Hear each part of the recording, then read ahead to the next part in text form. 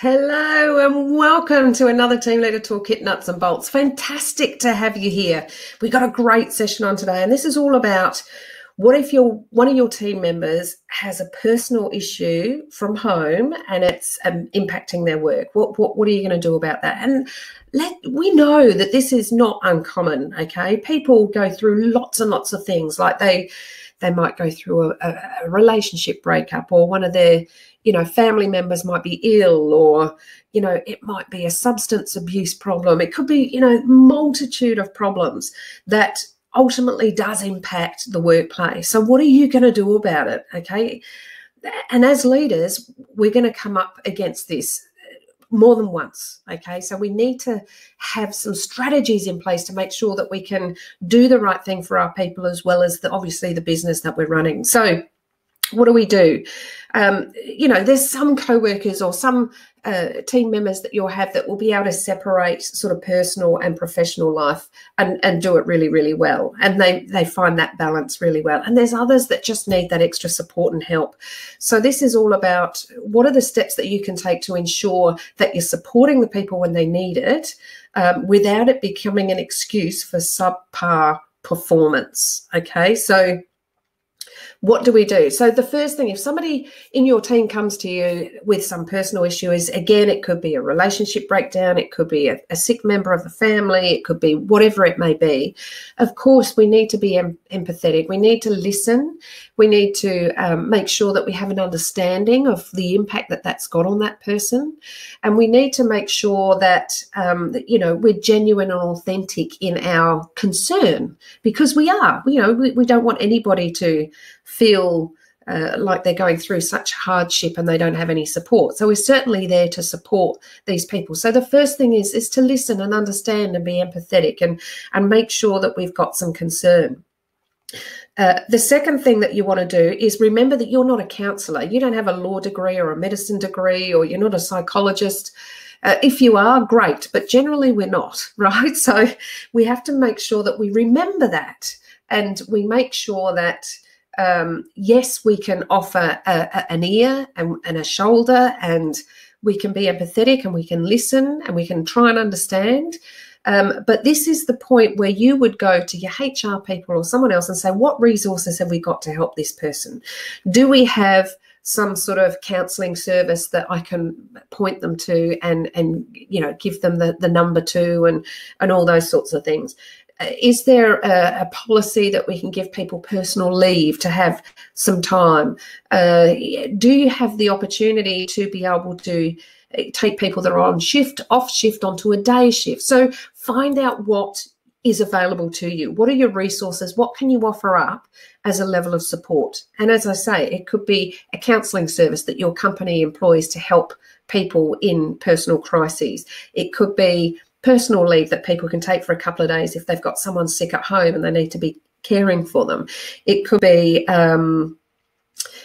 something like, as I say, take somebody off shift work, put them on days so that they can, juggle the personal life a bit more.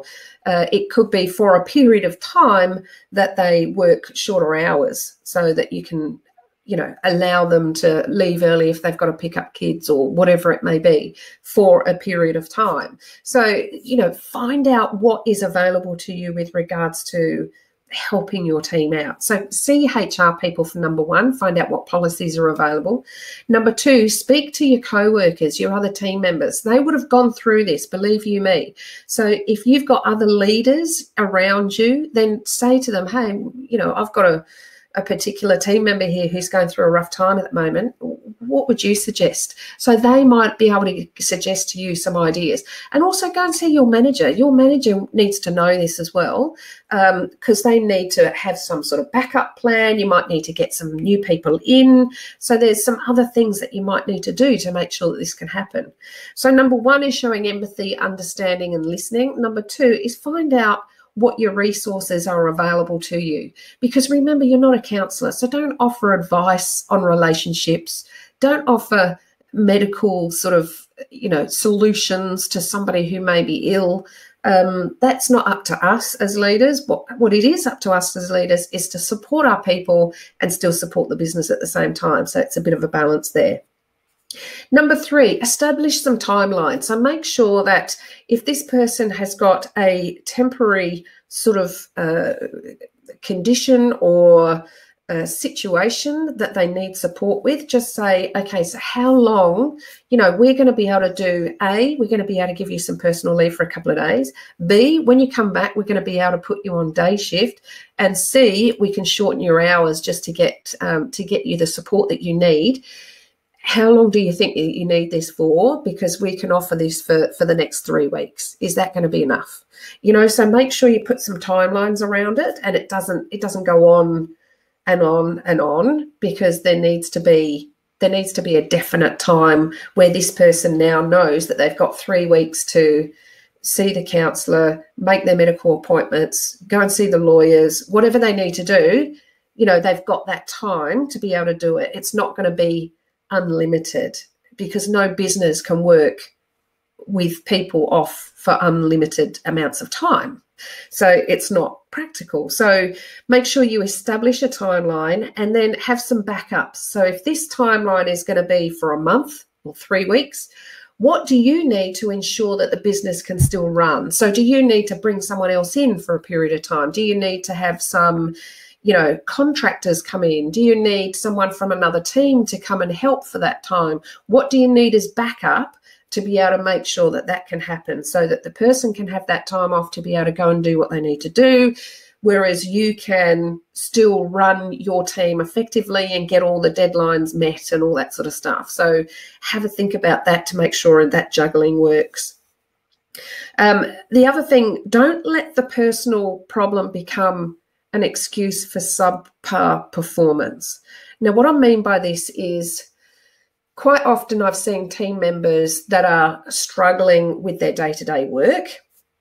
They might not just have the capability to do what they're doing. They might have been promoted or put into a position where they don't really know what they're doing, and it's quite obvious after a little while that they don't know what they're doing.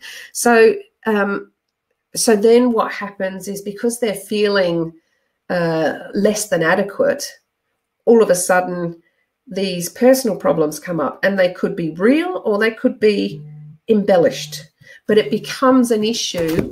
Oops, sorry about that. It becomes an issue because then they use that as an excuse of not being able to, to be able to do the job.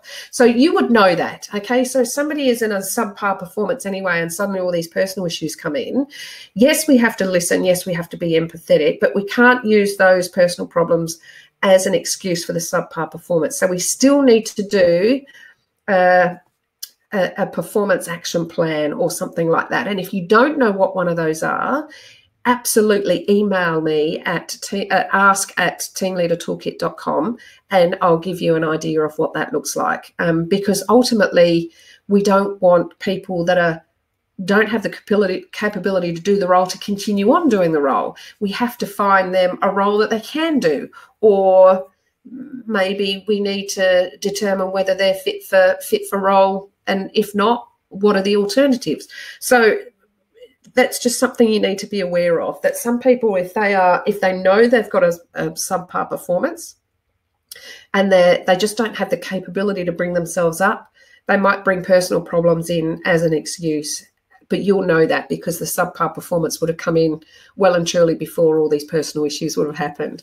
Now, just be careful that if they do happen at the same time, we still got that empathy, we still listen, we still try and offer those support mechanisms, but we still have to get on and consider an action plan that they have to complete to determine whether they are going to, be able to do the role. And that could mean extra training, mentoring, coaching, support, all that sort of stuff as well.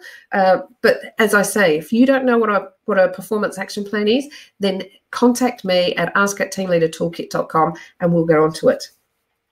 The other thing is you don't want to start becoming part of the problem by making excuses for this person. So we need to make sure that we're consistent and persistent with the support and the resources that we offer people that are having issues. So if somebody comes in with a personal issue and you've given them a couple of personal leave days, You've given them a couple of days after that where they can leave an hour early, and then you've taken a project off them for a couple of weeks so that they can, get their stuff sorted. Then if that's the support you can offer, then depending on what the next person's personal problems is, you have to offer a similar thing. Okay, so we don't want our team to think that we're playing favourites, like we're offering somebody over here something, but not this person over here. It can be deemed as, well, you would lose credibility with that. It could be deemed as favoritism. It could be deemed as something that, you don't want them to think. You don't want them to think that you're favouring other people over them or whatever it may be. So one double standard and your credibility is shot with the team. So we don't want to do that. So whatever you've offered, make sure those resources are there for you. And if you've offered that in the past and it's worked and that person's come back and they've felt supported and great, then someone else comes in and with a similar problem, then we need to react in a very similar way. Okay, so this can be a sticky obstacle. It's something that you will always go through as a leader. There's always going to be team members with personal problems. If you've got a team member that has continual personal problems, then that might be something that you need to deal with in a different way. So we might have to say, this has been going on. Remember, this is where your timelines come in. You make sure that you've got a certain amount of time where you're going to offer this support. And then in that time, those people will have the opportunities to go to whatever appointments they need to go to or the like. Okay. If it's ongoing, then we have to have a different conversation. And that would be something that you would do in conjunction with your HR people.